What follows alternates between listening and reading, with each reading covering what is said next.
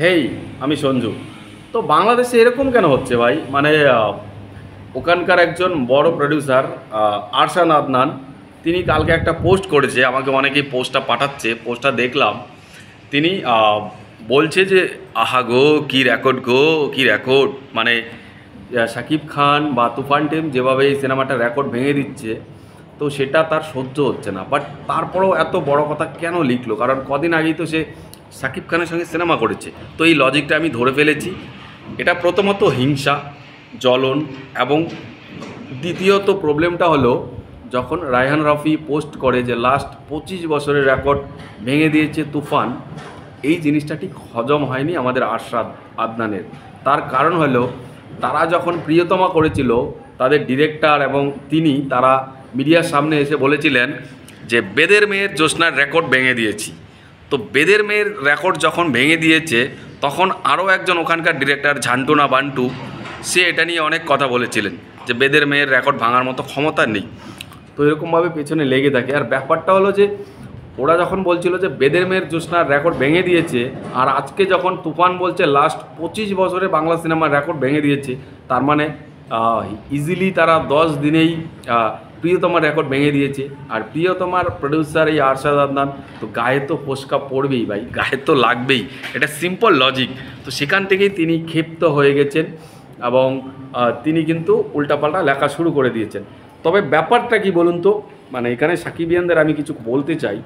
দেখো, এই মালটা যখন প্রিয়তমা করেছে, তখন তোমরা তাকে অনেক সাপোর্ট করেছো, তোমরা হয়তো জানো না সাপোর্ট করেছো, ঠিক আছে। বাট এই মালটাই যখন পরে রাজকুমার করেছে, কি দরকার ছিল সাপোর্ট করার? হ্যাঁ, কি দরকার ছিল?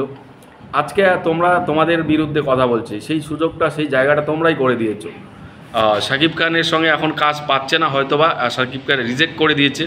সাহেব নামে একটা সিনেমা করতে চাইছিল, হয়তোবা প্রিয়তমা রাজকুমারের মতোই, সে বলেও দিয়েছে যে এই ধরনের সিনেমাটা হবে। তো হয়তো শাকিব খান রিজেক্ট করে দেওয়াতে মাল আর কাজ পাচ্ছে না, কারণ অন্য কাউকে নিয়ে সিনেমা করলে তো বাংলাদেশে টাকা ওঠে না। সেখান থেকে দাঁড়িয়ে এখন সাকিবের পেছনে লেগে গেছে। তো এই লাগালাগি করে কি লাভ? আর সাকিবিয়ানদের বলবো, এই প্রডিউসার যদি পরবর্তী সময়ে কোনো শাকিব খানকে নিয়ে সিনেমা করতে চায়, তাহলে আপনারা জেগে উঠবেন, আপনারাই পারবেন সেই সিনেমাটাকে আটকাতে। কারণ এর রুচি খুবই নিম্নমানের, এর সিনেমার কোয়ালিটি কোয়ান্টিটি কোনোটাই ভালো না। আর এই প্রডিউসারের মন ভালো না, যেটা সব থেকে বড় কথা। এর মন ভালো না, ছোট মন। তাই এর সাথে যেন শাকিব খানের কোনো কাজ না হয়। কোনো দিন যদি হতে চায়, তখন তোমরা সেটা বিরোধিতা করবে, তাহলেই মালটা আস্তে আস্তে ঠিক হয়ে যাবে এবং সিনেমা ইন্ডাস্ট্রি থেকে বিদায় নিয়ে নেবে। কারণ এরকম জঞ্জাল রেখে লাভ নেই সিনেমা ইন্ডাস্ট্রিতে, এগুলো জাস্ট সিনেমার ক্ষতি করতে এসছে। আজকে যদি কেউ সিনেমার ভালো চায়, তাহলে সিনেমার ইন্ডাস্ট্রির লোককে নিয়ে কীভাবে অট্টহাসি মজা এরকম করে, এতে তো বাকি লোকের অপমান হয়। এটা তো রায়হান রাফিকে অপমান করতে গিয়ে শাকিব খানকেও অপমান করা হচ্ছে। এর পোস্টটা যখন ইন্ডিয়াতে আসছে, ইন্ডিয়ার লোকও দেখছে। তো এগুলো খারাপ, এগুলো নোংরামি, এগুলো বন্ধ হওয়া উচিত। তুফান তো লোকে দেখছে, আমি বুঝি না, এর কি চোখ নেই, কি চোখে দেখতে পায় না? তুফান লোকে যে হল ভরে দেখছে, শুধুমাত্র বাংলাদেশে নয়, বাংলাদেশের বাইরে যেখানে রিলিজ করা হচ্ছে ওখানেও হাউসফুল শো গেছে। এগুলো চোখে পড়ে না? মানে কালা চশমা পরে দিনে থাকে নাকি কে জানে। কালে ফেসবুকে একটা লিখে দিলাম, আর একে তো সাকিবিয়ানরাই গিয়ে ফলো করে।